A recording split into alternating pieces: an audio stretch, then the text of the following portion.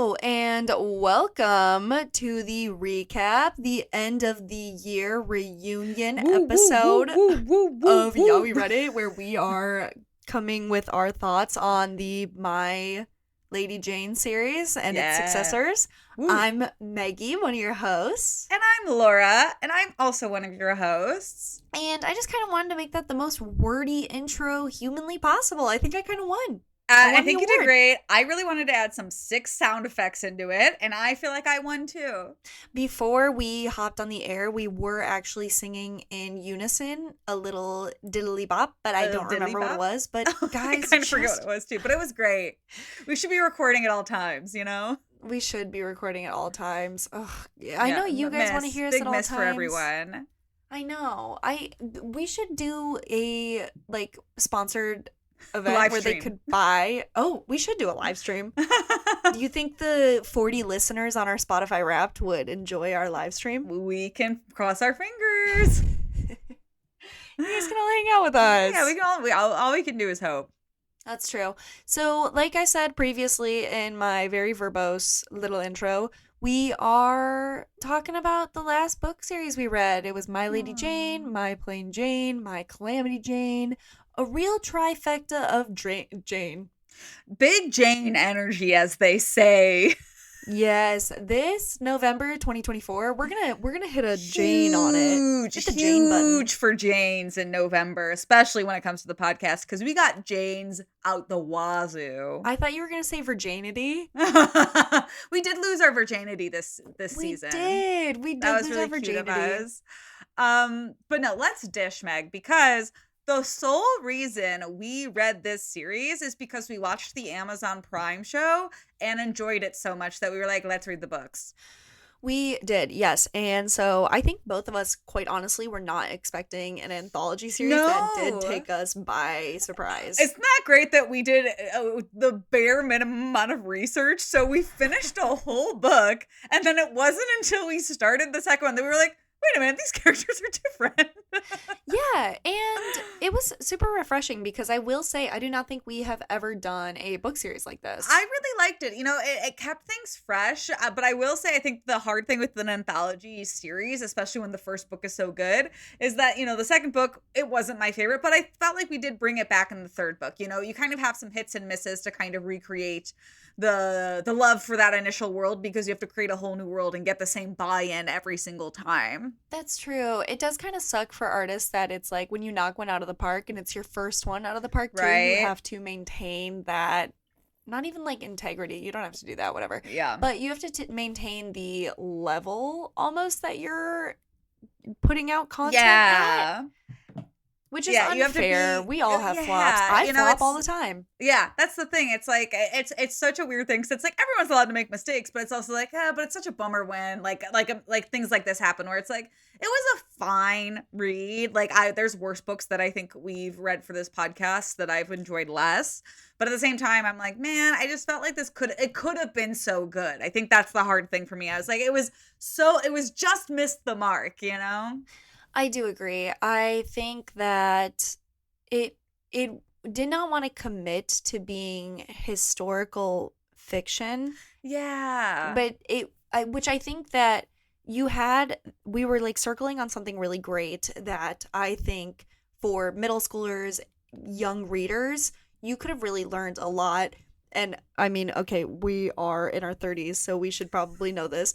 But with My Lady Jane, sometimes I was like, wait, fuck, I actually do kind of want to know the historical relevance of like France, Scotland, England, shit that's going down. And I loved the magical realism element of it. I loved rewriting it then, but I did want it balanced a little bit in reality.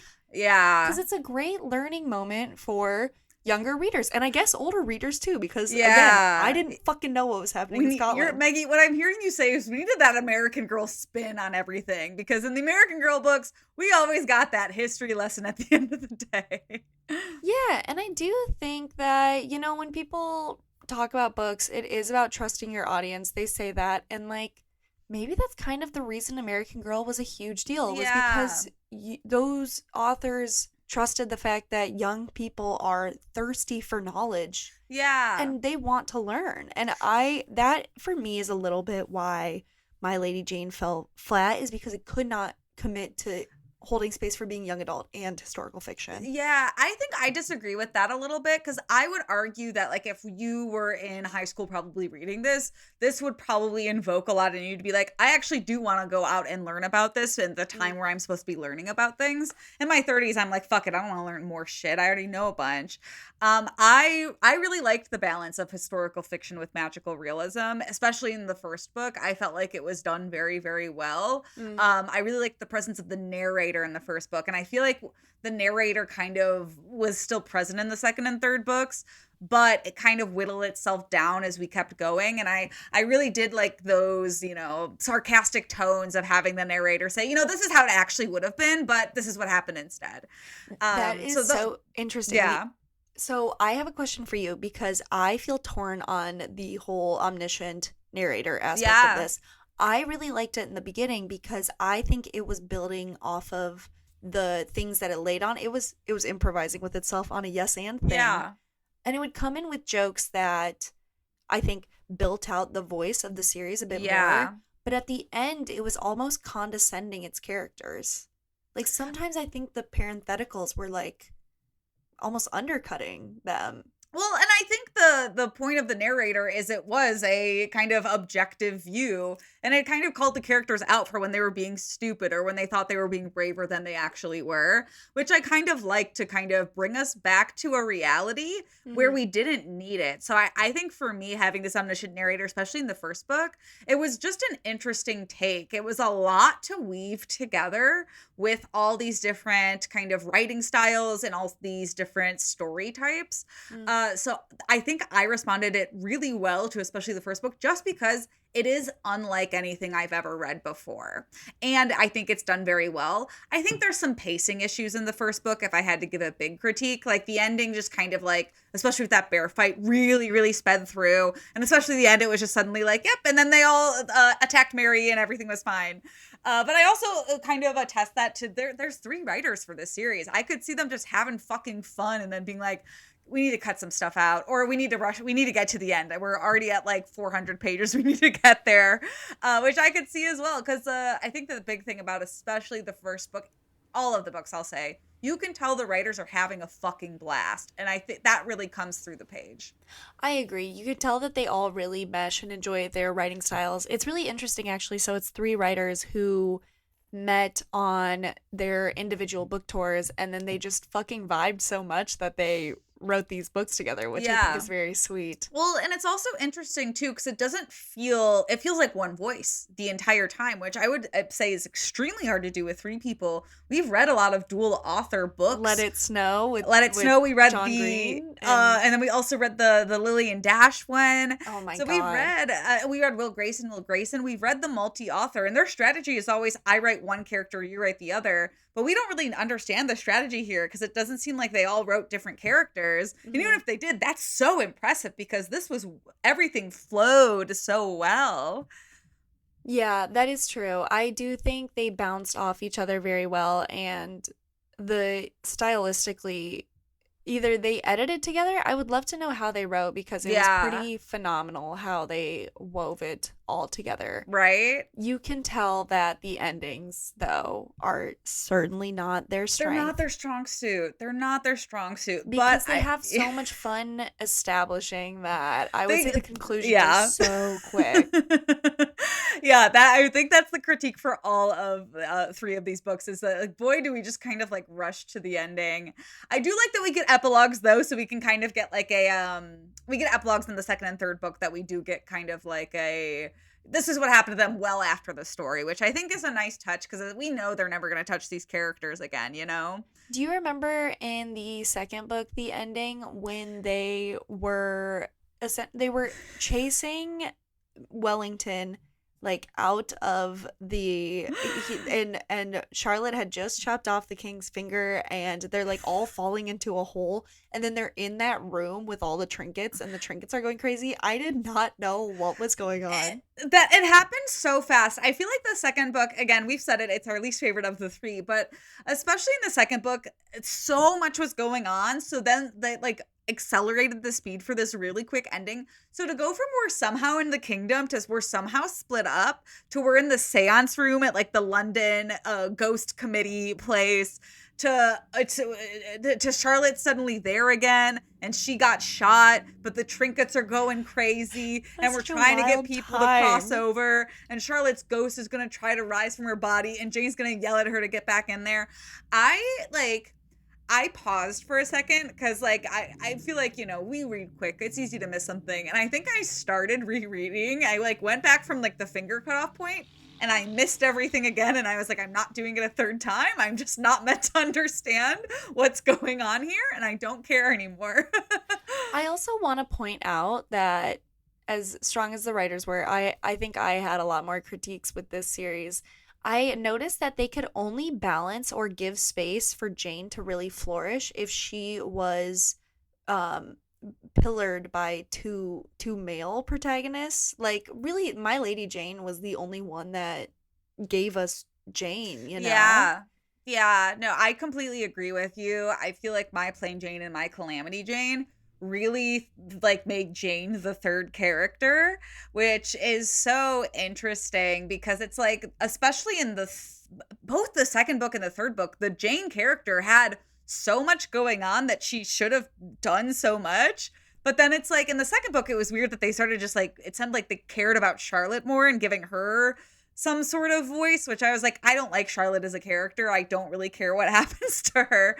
But to do this in the third book where I did really, really like Jane, and I also really, really liked Annie. And then I was like, well, I do like all of these characters, but I feel like now like we're leaning to giving Annie more of like this focal point when it's not her story.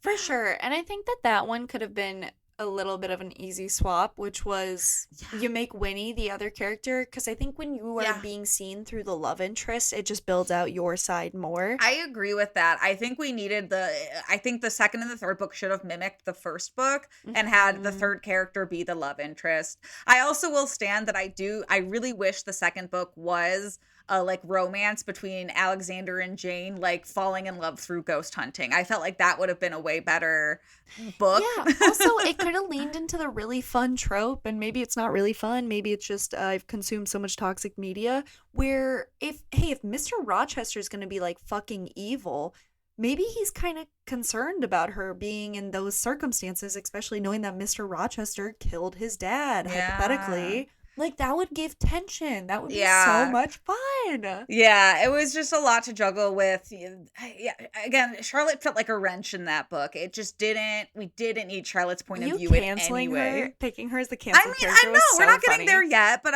because there's a lot of characters in this book series. I mean, for the second book, you doing that, I think you in that one. Oh, did I cancel Charlotte for being awful? That's hilarious. You were like, she's a bad friend. And it was so funny. You always pick the best canceled characters. I think you also knocked it out of the park with Calamity Jane. I do not remember. I canceled Winnie and Calamity Jane because, like, that was really shitty. I know. Like, we're glossing over some both in the second book and the third book, we're forgiving women left and right, which I get there's a space for, but at the same time, like, whoa, the things that both Charlotte and Winnie did are very, very, like, should not be glossed over. Laura and I would like to go on the record and say we are very much not anti-women. In fact, maybe we're too pro-women because we can notice when other women need to be treated well. We're so pro-women that we believe women need to live with the consequences of their actions. Exactly.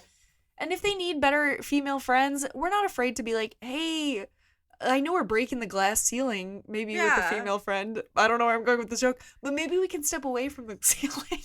Maggie, something I just thought about. Is it interesting that we both didn't like Charlotte and Winnie as characters, and both of their things is that they're writers? Is there a connection? Maybe we just hate writers. Maybe, honestly, I'm going to give up my dreams. I don't want to be a writer anymore. Too hard.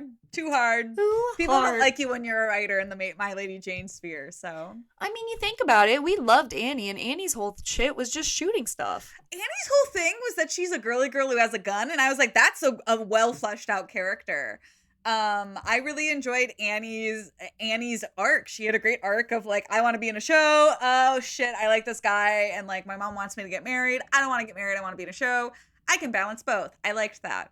Honestly, as I've said before, I think My Calamity Jane was a really good one because it really does explore gender from every fucking level, Yes. which, we get the ones that are pretty classic, which is we have woman dressing more androgynous, kind of like Hmm. man, and my non-binary ass likes that. But I don't think there's a lot of a tapped gold mine of like femme.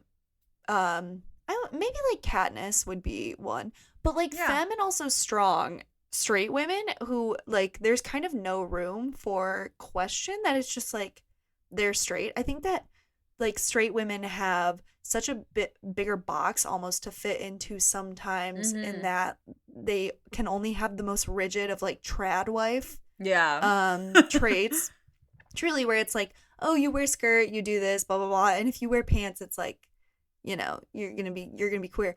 So I really really enjoyed that with like Annie, and I felt like she like really carved out space to Yeah. hold her own and be like a main character that still gets the guy, whatever that means. But it wasn't her. It wasn't what she was set out to do.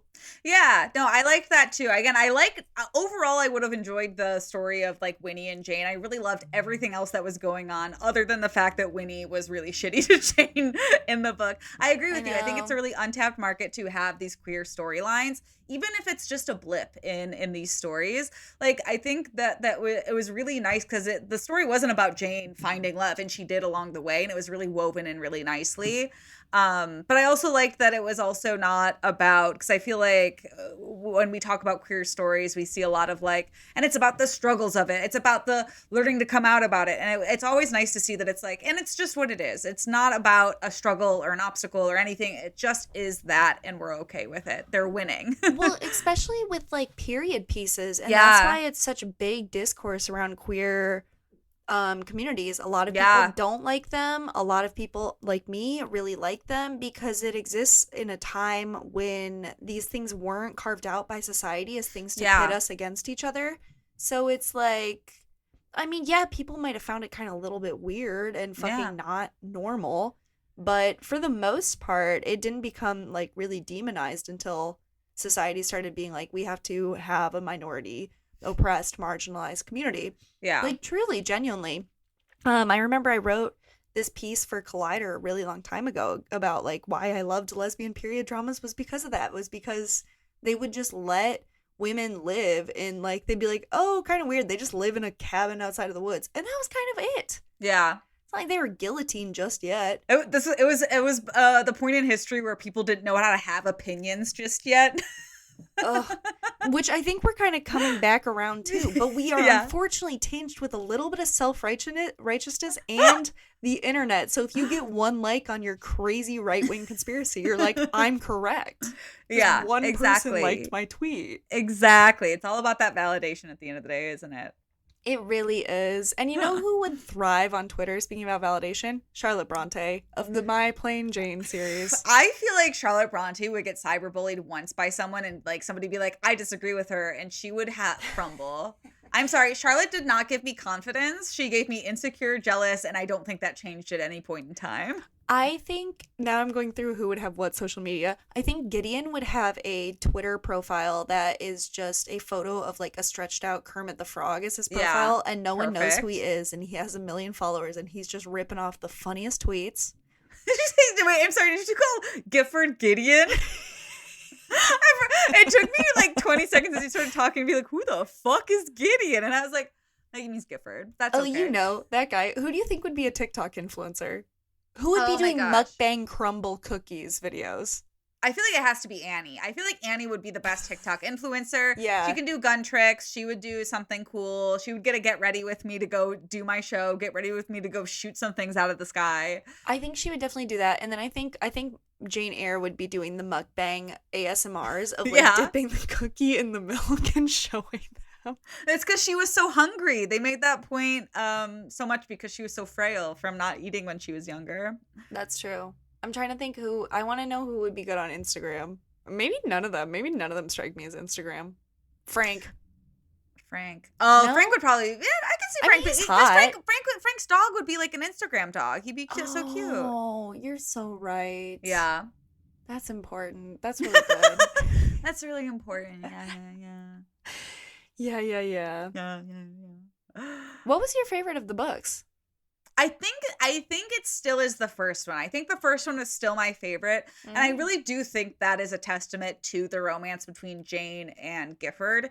I really, really think that was such a strong focal point to have. And then also to have that three protagonists with her, the guy she has this enemies to lovers with, and like her best friend. I thought it was a great, great pair. And also the best friend going on their own adventure that wasn't so intertwined.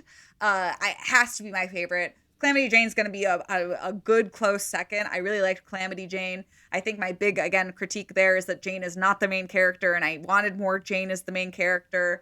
And then obviously, I think you'll agree that My Plain Jane My Plain is Jane the- was is freaking a cuckoo bananas. hard third. It's almost like I want to put My Plain Jane not on the list. Like if I could choose to leave it off, I would. Man, this is really our enemies to lovers year because we did red, white, and royal blue too. And Maggie, I'm going to say it. I think we've said this offline. We said this online. We said this on record. We love an enemies to lovers. We really What do you think it is about that particular trope? Is it like the person who might hate you the most, like sees your self-worth or something? Is it about winning people over? Why am I so obsessed with that? I don't know. I think because it's just you watch. I think it's about the tension of it all because you kind of watch this angry tension soften over time, and it just really hits that right side of your brain that you're just like, that's exactly what I want. It's so satisfying to watch something bad turn good. You know? I think it's also about applying it to real life because I've wondered this so long. I've wondered why I chase toxic narratives. Not so Yeah. much now, but especially for really young kids, it is so formative to really love that. And I Mhm. think there isn't anything valid to like having to win over a person. You shouldn't have to do No. that. But there is something super, super validating to finally getting the person who has you have been strong for all the time, and then in that moment of weakness, they like finally accept you. That you're like, oh, and anything I do will not push you away because we started off with you didn't really like me, so I didn't give a shit. Yeah, because I think there's a difference here because it's like sometimes I think we watch those like rom-coms or those books where these people, this guy, or it's usually the guy, I'm gonna say the guy's fucking up, and it's like, no, they have a heart of gold underneath all along. And like, okay, yeah, we get like some like long-winded apology, but it's like, okay, so we started at like love bombing, we got to like he's kind of a piece of shit, and then we just kind of got over it. True. But the fact that we're starting at the fact that they're a piece of shit, we're learning that that's really a front because underneath they're not that at all. And then they're actually falling in love with this person for who they truly are. And there's no bells, whistles, or anything. That's what I think we like about it is it's a lot about honesty and vulnerability, you know? I loved seeing it from King Edward's point of view too, when Yeah. Jane had just gotten hurt and she is being tended to by his grandma and Gideon. I don't remember. Gifford. Gifford. I like Gideon more. Gifford is attending to her as she is super hurt. I just thought that was such an intimate, beautiful moment that I was like, ugh. It was such a good device to like have Edward realize that these two characters are in love before the main like the other two characters. Like that, it was just so well done. That was the PG young adult version to me of a smut book I would read when they get to the inn and it's been raining, you know, and they're like, we only have one room and there's one small bed. That is what that was to me, except for nice and normal, I guess. Yeah. No, of course, Maggie and I, we want a little more smut in our YA. We got a little bit of it in my Lady Jane because they did obviously have sex at the end. But Sarah J. Maas, if you ever become a fan of the series, we will absolutely make an exception, and I will make Laura read all of ACOTAR, and we will interview you. I would read all of ACOTAR. Yeah, we can do that at some point. It's so good. I want to reread it. I know. I'm literally looking at I've it been right hearing now. so many things that I'm like, that could be something I read. I think the show or movie is going to come out eventually. We'll line it up with that, right? I think there's a movie deal like that's been sold. The rights have been sold. I don't think there's like any like, oh, it's happening this second, but the rights have been sold. That'll be fun. That'll be a fun time because if the series doesn't stand up, I'm gonna be, you know me, if a movie adaptation of a book sucks, I get cranky as hell. Oh man, and boy is it so easy for a movie adaptation to fuck a book up. They should be TV shows. It makes more sense for every book to be turned into a TV show because you cannot realistically capture 400 pages in an hour and a half to 2 hours. Exactly. Look But at they, Uglies, I'm sorry, it didn't work, okay? oh my god, yeah, that was crazy. But they could with My Lady Jane, maybe, if they just kept. They listen. I think the show at least ended at a place where they could keep going. The I book, mean, obviously not so much. that's the thing. I liked the show because it kind of did give us this happily ever after ending, but it also kind of gave us that could keep going. And I really enjoyed My Lady Jane as a show. If it was just a movie, I feel like we wouldn't have gotten as many of those like tension build moments as we did, and I felt like it was so needed to really build that relationship, which I really enjoyed. I completely agree. So, for romance books that we have read, which Mm-hmm. would be this Red, White, and Royal Blue. Yeah. Have we really dived into romance that much? Not much. I guess it's like, how do you define romance? Is it I wouldn't explicitly like because I like wouldn't it does it, like I wouldn't say the 'cause- Vampire Diaries is romance. but like is But it? there was love. I mean, because like the whole thing was that like they were all obsessed with like Elena, and they came back to just have her as her wife and fought over I was her. gonna say where does this rank, but honestly, I think we're pretty new to the romance. So I if feel you like- guys want to email us and tell us if you're But it's- liking this, we'd like but to it's know. it's also hard because like the first book is definitely a romance. The latter two are not. Yeah, they're kind of action. Yeah. And then the There's- second book is truly like someone drank 4 bottles of Benadryl and then wrote a book. Slept on the keyboard. Woke up and said, "Oh shit, deadline's in an hour. Well, I guess I'll send it out." You're like, this is good. Yeah, the second book did feel a lot of like, okay, and then this could happen, and this could happen, and this could happen, and this could. It just needed some editing. It needed some direction. It did not need Charlotte as a character. I don't know why I hate her as a character so much.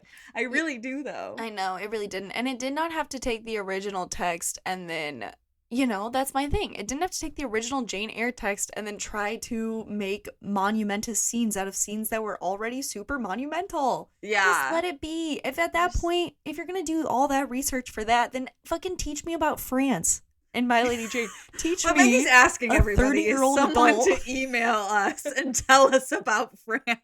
What the fuck is going on? Why did everyone hate France? I'm sure there's reasons besides like nowadays ones, which is they're mean. What did they do in history? Maybe they were mean back then too. Someone's gonna be like, Maggie, you do not remember this mass genocide, and I'm gonna feel like a fucking idiot. But So someone has to email us before it gets to that. You don't understand. you guys on our Spotify Wrapped, we do have 40 active listeners, I think. So one of you guys has to tell me what's going on. But also any inactive listener who just checks in on us from time to time, check us on France and email us about it. Check us on France. Absolutely. Yeah. Yeah. I don't know if I have any other parting thoughts on the My Lady Jane series. Yeah, no, I think I could keep talking in circles about certain things for a while, but I can keep it concise. I think we should do our Justice for characters and our canceled characters for the entire series, which is going to be a lot harder because there's way more characters now. Oh my god, I know there were so many characters. Justice 4 is pretty tricky, and it's Mhm. going to boil down to the last two Janes. Plain Jane Eyre, I would say Justice 4 because when you're the fucking protagonist of your You life didn't get a story? and your you best didn't get a friend story? steals the plot line, that sucks. Yeah. And then maybe Justice for other Jane because damn, she did not ever escape unscathed. Her life was just like sucks from the get. Dad kills or takes a bullet for mom. Also, Yeah. for a little bit, she thought that her dad killed her mom. Doesn't see her siblings ever. Is like an orphan. Yeah. Gay. That sucks. Weirdly, that was like the most positive thing that happened to her in the entire book. That's fair. But, well, I guess she probably didn't, like I said, we didn't have constructs. Maybe she didn't have internalized homophobia. Maybe she was just like, I'm gay, that's fine. People look at me kind of Deadwood weird. was like, hell yeah. Go Hell get some yeah. grease on your boots. No, I think I would agree with Justice for My Plain Jane the most because she truly did not get the plot that Charlotte got. I know Like, she at least disappeared. Calamity Jane got a lot. Like, she got like some good depth to her character, and we did not get that with Plain Jane. Mm-mm. Plain Jane found dead in a ditch. Yeah. Literally in the second act, I did not remember her existing or being No. alive. I was like, No, what is it's she very up very to? forgettable, unfortunately. Just read the original Jane Eyre. Read all like 600 pages of it instead. Take a Yeah. break. I mean, Read that. My Plain Jane was like what, like almost 500 pages. Like you're just gonna get an extra 100 pages, and you'll get the full story. And You'll not understand why the bed got lit on fire. and this is not a reason. This is not Plain Jane. Plain Jane couldn't have done this for the writing, but it was the book I was the longest on hold for at the New York Public Library, which I also kind of have beef with. So, Yeah. Do you think it was the longest on hold is because people physically had a hard time getting through it? oh my God, maybe at the Yeah. beginning I thought it was because it was the most popular. I would argue the latter, but I guess we'll never know unless we find the list of people and ask them. You're probably right. Okay, so canceled character for the series is also hard. Oh God, that's so true. Yeah. I don't. Like, who was the worst? Hmm. Was it Jack McCall for being a little chode? Was I it Winnie for still writing about everybody? Was it Alexander for wearing a mask and missing it most of the book? Was it the ghost guy whose name I forget? this. Was it still Charlotte for chopping off an innocent man's finger? Oh yeah, Charlotte. I mean, Charlotte did suck, but I feel like we ragged so much on Charlotte that I Yeah. want I know. I feel to. like Charlotte's the easy option now. She wasn't. She wasn't at book 2, but now she is. I have to say, and this is gonna be out of left field, but I think I'm gonna cancel Edward. Interesting. Go on. So I get that he did not value women and view them as strong people, but once he met Grace, was that her name? I don't I even think so, remember. yeah. He was still basically constantly in competition. Like, I don't feel like he ever changed his point of view on Yeah. women, and that really fucking pissed me off. I mean, yes, he crowned Elizabeth at the end of it, but there was so many antiquated thoughts about women He still has room. He still has some work to do. I get that. that, again, you are not steeped in reality. This is all magical realism. Yeah. His art can switch so fast, and it should, to Yeah. me, because he met Grace and he's like, oh, maybe women have value. So I don't think I like him, and I don't think that he deserved Grace in the end.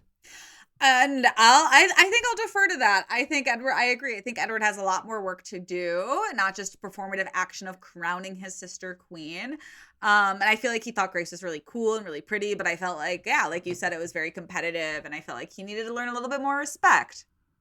Yeah, which kind of sucked. I think if he wasn't such an upstanding character, it wouldn't have felt like Whiplash all the time. Yeah. Yeah. No, it's again, Edward does have a really interesting like story, but yeah, I'll get that just because it's like, it wasn't fully the best. I won. I did it. Speaking of being in constant competition, Maggie. Grr. I did run into a fan at a party in Chicago, and they said that we need to fight more on the podcast. So Wow, they want more of that toxic storyline. they said we're, quote, too agreeable with our guests. too agreeable with our guests. What's that supposed to mean? I don't know. They said we're just too Like, nice. We need to push back. Well, what am I supposed to push back on? We're talking about a book. Like, it already exists. I think if next time someone says, I didn't really like this book, I'll say, well, your mom doesn't like you. And and then we'll go from there, I guess. That's so funny because I'm like, I feel like I've been very critical of things, and then it's like you guys are too agreeable. And it's like we can agree with each other and disagree with the content. In 2025, since this is December, that'll be my resolution, is to be really fucking mean to our guests, which is great. No, I like our guests. No, Maggie's gonna murder me in 2025. There's your anger and pushback. They're like, okay, you are straying so far from the book now. I think, My Lady Jane, would I recommend it to friends? No. I would recommend the first book. Oh, That's I would fair. I would say the first one's pretty good. I would say you can kind of skip on the second and third. Maybe the third. I would say honestly skip the second, just do the first and third. This is definitely like a if you like the show, read the book. The first Yeah, book. it's and if you like the show, and I would say if you just like magical realism, I would say read it just because there's not a lot of magical realism in YA. It's very much rooted in, I feel like, either sci-fi or it's fantasy. There's not a Mhm. lot of space for this type of book.